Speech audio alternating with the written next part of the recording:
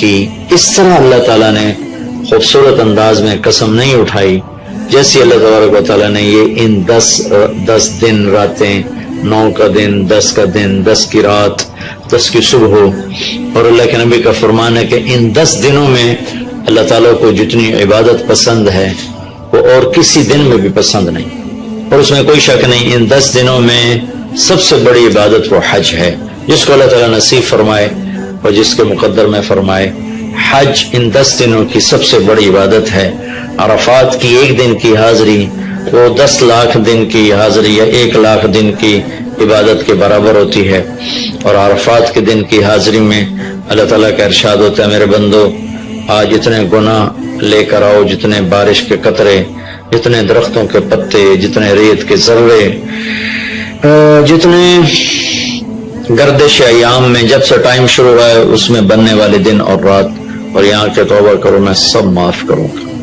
اور عرفات کے دن جتنا شیطان ذلیل ہوتا ہے اتنا کسی دن بھی ذلیل نہیں ہوتا. اور میرے محبوب صلی اللہ علیہ وسلم نے یہ دن حج کا، عرفہ کا زور اثر کٹھی پڑھ کے پھر سارا دن شام تک کوئی 5-6 گھنٹے مسلسل دعا مانگی. اور آپ نے فرمایا کہ اس وقت میرا اللہ میرے صحابہ پہ فخر فرما رہا ہے، اور قربان جاؤں خطاب کے بیٹے پر. فرمایا اور عمر بن خطاب پہ اس وقت میرا اللہ خاص طور پہ خوش ہو رہا ہے، اور خاص طور پہ عمر بن خطاب پہ اللہ تعالیٰ فخر فرما رہا ہے. تو ان 10 دنوں میں جس اللہ حج میسر فرما دے تو اس سے بڑی عبادت کوئی نہیں. حج میسر نہیں ہے تو پھر ان 10 دنوں میں نومی کا روزہ رکھنا، ان 10 دنوں میں روزے رکھنا، اس میں نوافل کی کثرت، صدقے کی کثرت، پھر قربانی، یہ سارے اعمال ان 10 دنوں میں انتہائی محبوب ہیں. جنہیں اللہ سعادت دے دے حج کی بار بار جائیں. تابعوا بین الحج والعمرہ، حج عمرہ آگے پیچھے کرو، آگے پیچھے کرو. ایک بہت بڑا طبقہ ہے جو یہ کہتا ہے کہ ایک دفعہ فرض ہے اس کے بعد کوئی ضروری نہیں. میں کب کہتا ہوں کہ ضروری ہے؟ ضروری نہیں ہے، لیکن ضروری کا مطلب فرض نہیں ہے. لیکن اللہ اس کے رسول کو پسند ہے کہ اس کے گھر بار بار آیا جائے، بار بار حاضری دی جائے. اللہ کے نبی کو تو آخر عمر میں جا کے موقع ملا، اس کے بعد آپ دنیا سے تشریف لے گئے. اگر آپ اس کے بعد زندہ رہتے تو یقیناً آپ ضرور حج کرتے، چونکہ آپ نے جتنے سال مکہ میں گزارے آپ نے ہر سال حج کی. نبوت کے اعلان سے پہلے بھی اور نبوت کے اعلان کے بعد بھی آپ نے مسلسل حج کی. اور 4 عمرے آپ نے فرمائے زندگی میں، 4 عمر. ایک عمرہ مدینہ سے خاص طور پر تشریف لائے جس کو ہم صلح حدیبیہ کہتے ہیں. وہ ہو نہیں سکا لیکن آپ نے وہیں عمرے کا کام پورا کیا، سر موڑائے، احرام کھولے. پھر اگلے سال آپ اس کی قضاء کے لیے تشریف لائے. پھر ایک عمرہ آپ نے فتح مکہ کے بعد جعرانہ سے احرام باندھ کے تشریف لائے اور عمرہ کیا. اور ایک عمرہ آپ نے اپنے حج کے ساتھ کیا. صدیقی دور میں پہلا سال جنگوں میں گزر گیا، دوسرے سال صدیق اکبر اپنے پورے ساتھیوں کے ساتھ حج پہ تشریف لائے. فاروقی دور میں عمر بن خطاب رضی اللہ تعالیٰ 10 سال حکومت کی، 10 سال حج کیا، ہر سال حج پہ تشریف لائے. عثمان رضی اللہ تعالیٰ عنہ نے اپنی خلافت کے دور میں جب تک امن رہا ہر سال حج کرتے رہے. جب فساد شروع ہوا تو آپ رکے، اس میں شہید ہو گئے. علی رضی اللہ تعالیٰ عنہ کو موقع نہیں ملا، جنگوں میں زندگی گزر گئی اور اسی میں آپ اللہ پاک کی بارگاہ میں پہنچ گئے. تو لیکن باقی 3 ساتھیوں کی خلافت کے دور میں آپ نے بکثرت حج اور عمرے کیے. تو دین کے کسی عمل کو یوں کہہ کر ہلکا نہیں بنانا چاہیے کہ اس کی کیا ضرورت ہے، اتنا پیسہ خرچ کرتے ہیں، اس کی کیا ضرورت ہے، کسی غریب کو دے دیا جائے. یہ اس طرح تخول نہیں کرنا چاہیے کہ اللہ کے گھر کی حاضری کو اتنا ہلکا نہیں سمجھنا چاہیے. میرا اللہ بلائے تو بار بار جانا چاہیے، اور جس کو اللہ توفیق دے عمرے پہ جائے، حج پہ جائے. ہاں غریبوں پر بھی خرچ کرے، اپنے رشتہ داروں پر خرچ کرے، ضرورت مندوں پر خرچ کرے. لیکن اللہ کے فضل سے امید ہے جو اس طرح اللہ کے گھر جانے پر خرچ کرتے ہیں تو اپنے اللہ کے فضل سے غریبوں پر بھی خرچ کرتے ہیں. اس کو آپس میں یوں اس کا مقابلہ نہیں کرنا چاہیے، چیز اللہ کو پسند نہیں ہے. شہنشاہ کے، دنیا کے سب سے بڑے بادشاہ کے دربار میں حاضری کو ہم اتنا ہلکا نہ سمجھیں، بہت بڑی سعادت ہے. حضرت امام حسن کی سنا دیتا ہوں. امام حسن رضی اللہ تعالی عنہ نے 20 حج پیدل کیے، مدینہ سے پیدل تشریف لاتے تھے اور حج فرماتے تھے۔ 20 حج، یہ تو اہل بیت کیا جگر گوشہ رسول ہیں اور جگر اہل بیت ہیں، تو 20 حج فرمایا آپ نے، پیدل فرمایا، مدینہ سے تشریف لائے مکہ پیدل۔ ایسے امام حسین رضی اللہ عنہ نے کئی حج پیدل فرمایا، مجھے ان کا عدد یاد نہیں، امام حسن کا مجھے یاد ہے 20 حج پیدل کے۔ اللہ کے نیک بندوں نے برس ہا برس اللہ کی بارگاہ میں پیدل حاضریاں دی ہیں۔ تو ان 10 دنوں میں عبادت کا ذوق بڑھنا چاہیے، نوافل بڑھائے جائیں، ذکر بڑھائے جائے، تلاوت بڑھائی جائے، ہمت ہو تو روزے رکھے جائیں، خاص طور پہ 9 تاریخ کا روزہ، پچھلے سال کے سارے گناہ معاف ہو جاتے ہیں، ایک دن کا جو روزہ ہے۔ پھر اس کا دوسرا جو بڑا عمل ہے وہ قربانی ہے، اور یہ قربانی آدم علیہ السلام سے چلی آ رہی۔ وَاتْلُ عَلَيْهِمْ نَبَأَ ابْنَيْ آدَمَ بِالْحَقِّ إِذْ قَرَّبَا قُرْبَانًا فَتُقُبِّلَ مِنْ أَحَدِهِمَا وَلَمْ يُتَقَبَّلْ مِنَ الْآخَرِ۔ اس قربانی کی بنیاد تو آدم علیہ السلام سے پڑی ہے، لیکن ہمیں جو حکم ملا وہ سنت ابیکم ابراہیم، وہ ابراہیم علیہ السلام کی سنت ہے قربانی۔ یہ بہت خوبصورت قصہ ہے اور بہت عجیب و غریب قصہ ہے کہ اللہ پر سب کچھ لگا دینا۔ ایک شخص کو اولاد کے لیے دعا مانگتے مانگتے مانگتے کچھ 60 برس گزر گئے، 65 برس گزر گئے۔ رب ہب لی من الصالحین، یا اللہ مجھے نیک اولاد دے دے، نیک اولاد دے دے۔ نیک اولاد میری 84 سال کی عمر میں، اللہ نے 84 سال کی عمر میں بیٹا دیا۔ بڑھاپے کی اولاد تو دل پکڑ لیتی، اور ابھی چند دن نہیں گزرے تھے کہ اللہ نے کہا جاؤ اسے چھوڑ کے آؤ۔ یہ کہاں چھوڑ کے آؤں؟ کہ جبریل آئے گا تمہیں راستہ بتائے گا۔ تو جبریل انسانی شکل میں آئے، وہ براق کی طرح نہیں، یہ سفر ہوا کہ ایک دم میں پہنچا دیا، بلکہ جبریل انسانی شکل میں آئے، اونٹنی پر سوار ہو کر، ابراہیم علیہ السلام دوسری اونٹنی پر، بچہ اور بیگم، اور ان کو فلسطین سے چلایا، اور چلاتے چلاتے چلاتے چلاتے جب مکے کے کالے پہاڑ آ گئے جہاں کچھ بھی نہیں ہے، نہ پانی نہ سایہ، کہ یہاں چھوڑ دو۔ بیت اللہ ٹیلا تھا اس وقت، یہاں چھوڑ دو۔ تو ابراہیم علیہ السلام جو آگ میں ڈلتے ہوئے نہیں گھبرائے، یہ بات سن کے گھبرا کر کہنے لگے یہاں کیسے چھوڑ دوں، یہاں تو کچھ بھی نہیں ہے۔ تو جبریل نے کہا جی آپ کے اللہ کی منشا ہے کہ اس بچے کو یہیں چھوڑ دیا جائے۔ تو نے وہیں چھوڑا اور واپس چل دیا۔ حضرت ہاجرہ حیران پریشان ہو گئی، کہاں چھوڑ کے جا رہے ہو، کیوں چھوڑ کے جا رہے ہو؟ جواب نہیں دے رہے۔ 3 میل ان کے ساتھ چلتے نہیں، وہ جواب ہی نہیں دے رہے۔ 3 میل کے بعد ان کو یاد آئی یہ تو اللہ کے نبی ہیں۔ اللہ امرک، ابراہیم کا یہ اللہ کا حکم ہے؟ کہاں اللہ کا حکم؟ اذن لن یضیعن اللہ، جاؤ پھر اللہ مجھے ضائع نہیں کرے گا۔ اس طرح بنیاد رکھی، بچے کو ایسے جنگل میں چھوڑا۔ جب وہ بڑے ہو گئے تب حکم آیا جاؤ ذبح کرو۔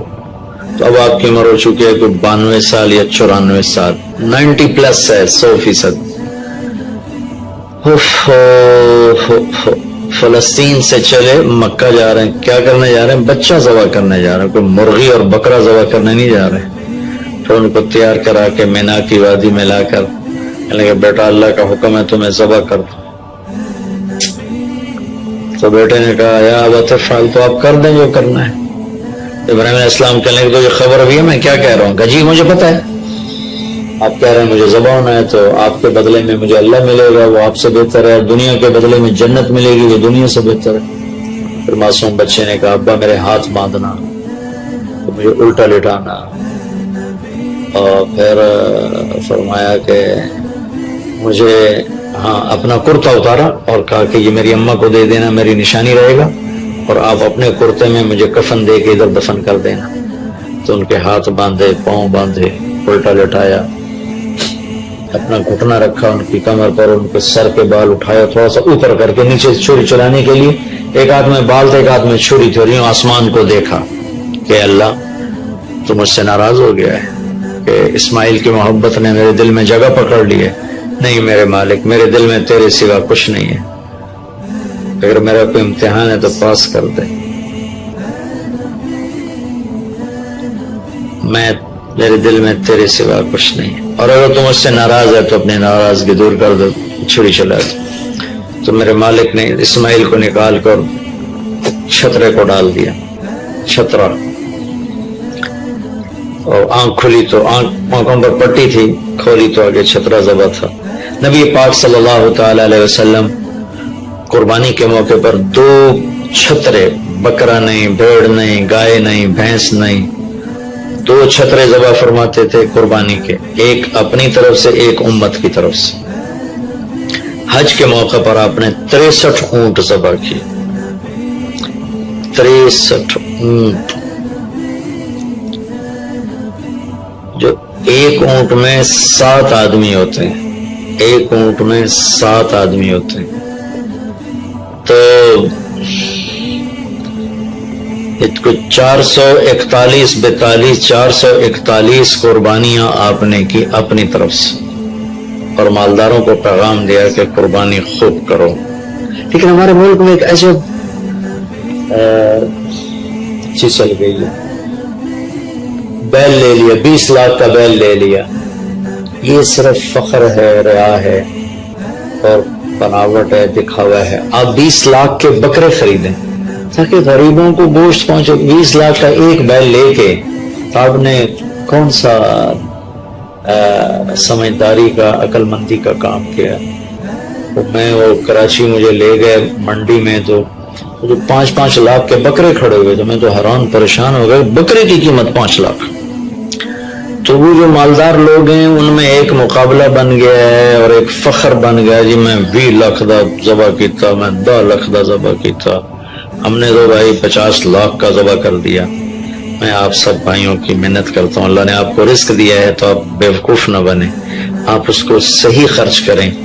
آپ 20 لاکھ کے جانور خریدیں، 20 لاکھ کے آپ بکرے لے لیں، 20 لاکھ کے آپ عام درجے کی گائے لے لیں، آپ بھیڑے لے لیں، آپ اونٹ لے لیں، بیل لے لیں، 20 لاکھ کے بیل لے لیں، تو کتنی بڑی قربانی ہوگی اور کتنے غریبوں تک وہ کھانا جائے گا۔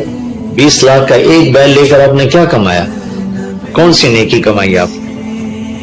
تو میں آپ، اگر کوئی میری بات پہنچ جاتی ہے کسی ایسے میرے بھائی تک جو ایسا شوقین ہے، یقیناً اس نے اللہ کے لیے بہت بڑا قدم اٹھایا کہ 20 لاکھ خرچ کر دیے ہیں، لیکن تھوڑی سی نادانی سے کام لیا ہے، بلکہ بہت بڑی نادانی سے کام لیا ہے کہ 20 لاکھ ضرب 4-5 من 10 من گوشت پہ لگا دیے، جبکہ اس میں سے 1000 من گوشت نکل سکتا تھا اگر وہ 20 لاکھ کے بکرے لے لیتے، 20 لاکھ کی بھیڑیں لے لیتے، چھترے لے لیتے، دمبے لے لیتے، 20 لاکھ کی گائے عام خرید لیتے اور بچڑے لے لیتے، تو کتنے غریبوں تک یہ گوشت چلا جاتا۔ تو یہ میرے ملک میں یا خاص طور پر شہروں میں، کراچی میں تو پاگل ہوئے پڑے ہیں لوگ۔ جو کراچی منڈی انہوں نے دکھائی تو میں حیران پریشان ہو گیا کہ یہ کیا حماقت ہے، نادانی ہے۔ اور پھر ان بیلوں کو وہ پستے کھلا رہا ہے، بادام کھلا رہا ہے، مکھن کھلا رہا ہے، دودھ پلا رہا ہے، وہ بیچارہ بیل بھی تھک موٹا ہو، بیچارہ تھک کے کھڑا ہوتا ہے، میں نے جلدی فارغ کرو، ذبح کرو، اس کی جان پسی ہوتی ہے۔ تو میں مالدار بھائیوں سے عرض کرتا ہوں کہ ایسی نادانی کے کام نہ کریں، اس قربانی کو اس طرح کریں کہ غریبوں کے لیے یہ دن اللہ نے رکھا ہے تو اس طرح کریں کہ غریبوں کو نفع پہنچے۔ یہ اس نادانی سے توبہ کریں کہ ایک بیل 10 لاکھ کا لے لیا، ایک بکرا 5 لاکھ کا لے لیا، اس میں کتنا پیسہ آپ نے ایک تھوڑے سے بہت تھوڑا نفع کمایا، بہت زیادہ خرچ کیا، اس کے ساتھ اب بہت بڑا نفع۔ چونکہ قربانی کے جانور جب ذبح ہوتے ہیں تو جتنے اس کے جانور کے جسم پہ بال ہوتے ہیں اتنی نیکیاں لکھی جاتی۔ 20,000 کا بکرا اچھا مل جاتا ہے تو 1 لاکھ میں 5 بکرے آ جاتے ہیں، اور 5 لاکھ میں 25 بکرے آ جاتے ہیں۔ ایک بکرا 5 لاکھ کا لیا، اس کے جسم پہ فرض کرو 1 لاکھ بال ہیں اور آپ نے 25 لیے تو 25 لاکھ آپ کی نیکیاں بڑھ گئیں۔ تو یہ بہت نادان طرز چل رہا ہے۔ میں آپ سب کی منت کرتا ہوں کہ اس طرح پیسہ ضائع نہ فرمائے، اللہ کی دی ہوئی امانت ہے۔ ایک بیل آپ نے 20 لاکھ کا لے لیا، 20 لاکھ میں تو 100 بکرے آ سکتے، 100 بکروں کے ذریعے سے کتنے لوگوں کی خدمت کی جا سکتی ہے۔